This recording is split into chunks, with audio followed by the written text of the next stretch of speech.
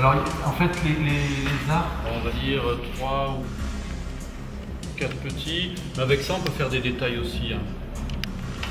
Enfin, bon, il y a des arcs, quoi. On peut y aller. Le titre de l'exposition, Le temps des styrènes,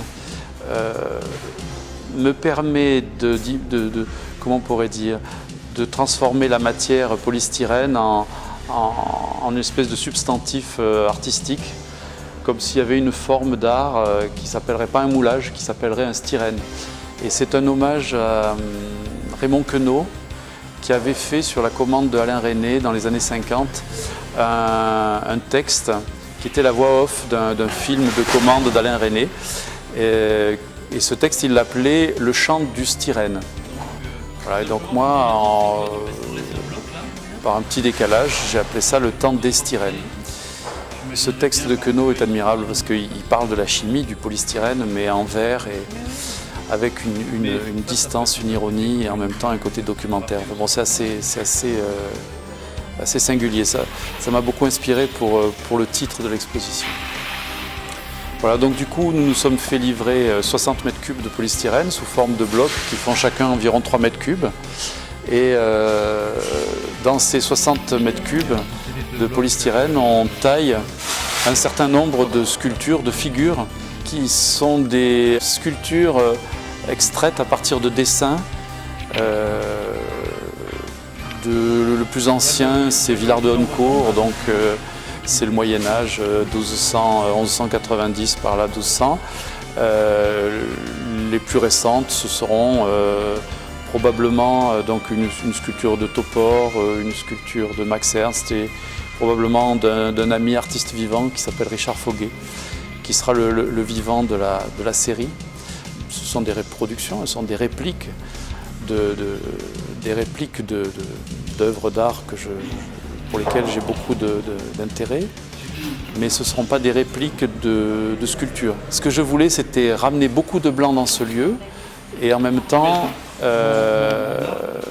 dépasser la question de la reproduction dite fidèle du moulage. Parce que la reproduction du moulage en plâtre, dans le fond, elle n'est pas fidèle. Elle simplifie considérablement les reliefs.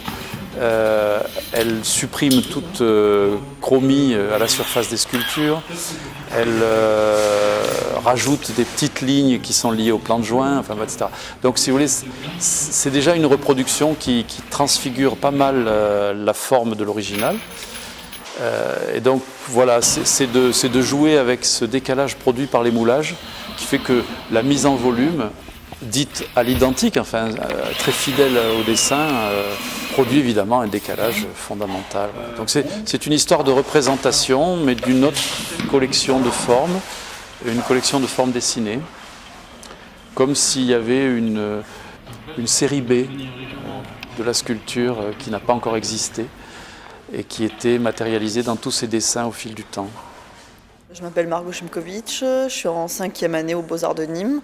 Et je fais ce workshop parce que on a assisté à une conférence de M. Gavotti qui nous a expliqué le projet. Et j'ai beaucoup aimé son travail, donc ça m'intéressait de faire ce projet-là avec lui. Et j'ai participé à la première présentation du lieu l'année dernière, avant même la conférence de M. Gavotti. Et le lieu, je le trouvais déjà très intéressant et très difficile à exploiter en tant qu'artiste. Il y a une première étape qui consiste à formater, si vous voulez, la taille à formater la silhouette du personnage dans la surface du bloc. Donc on voit là-bas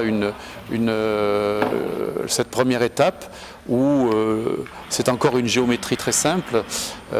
L'image est projetée sur le bloc, puis après il y a une prise en compte de la profondeur du volume, et là il va y avoir tous les décalages liés au mouvement des corps, etc. Donc on voit une étape un peu plus avancée, là, c'est un Indien de Delacroix qui avait fait un petit dessin d'un Indien exposé, entre guillemets, un Indien vivant exposé au Jardin des Plantes en 1845, je crois. Et il avait fait un petit dessin assez touchant, donc voilà, j'ai choisi ce dessin assez insignifiant dans ses détails, mais très évocateur. On va voir l'Indien qu'on est capable de faire. Ici, on est en train de reconstituer une petite image de Magritte. Donc, en fait, c'est la seule image qui n'est pas un dessin, puisque c'est une peinture. Mais le cheval de Magritte a eu, dans son œuvre, un premier état. C'était un collage. Il avait découpé un cheval et, dans une revue, je présume, de turfistes. Et, dans un deuxième temps, c'est devenu cette peinture qui s'appelle La colère des dieux. Et voilà, on est en train de l'agrandir à une échelle légèrement supérieure à la taille réelle d'un cheval et à la taille réelle d'une voiture Peugeot. Voilà, et donc, par exemple, on voit la fabrication des roues.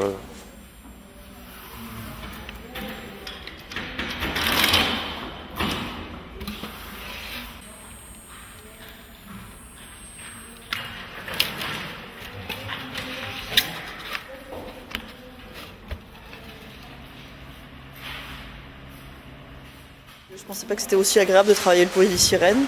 Les arcs à chaud, en fait, c'est beaucoup plus malléable que ce que je pensais.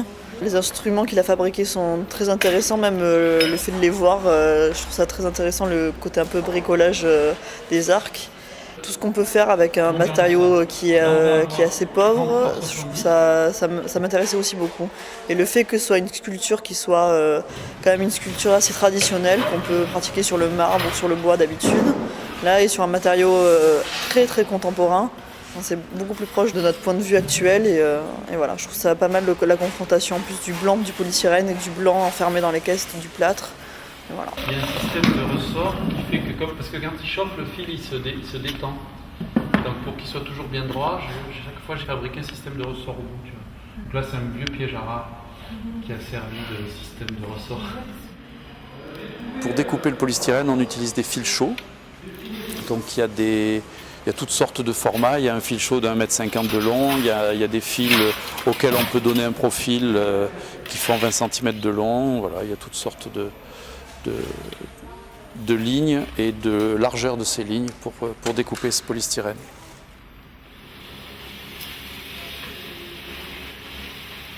Une autre caractéristique de cette exposition, c'est le fait que ça se passe dans l'université, donc Paul Valéry. Et donc il y a aussi un aspect stage et la participation pour m'aider, une participation précieuse de nombreux étudiants. Donc il y a des étudiants du master, le master conservation, gestion, diffusion des œuvres d'art du XXe et XXIe siècle, sous la direction de Jean-François Pinchon. Du coup, il y a aussi une activité un peu pédagogique et en même temps, il y a un partenariat très important entre ce master et l'école des Beaux-Arts de Nîmes. Et donc, il y a aussi 6 étudiants de l'école des Beaux-Arts de Nîmes en septembre, et puis il y en aura d'autres plus nombreux encore en octobre, qui sont là aussi pour travailler avec moi comme assistant. Du coup, l'école de Nîmes est aussi très impliquée avec Hubert Duprat, qui est un professeur donc, qui est au cœur de cette aventure.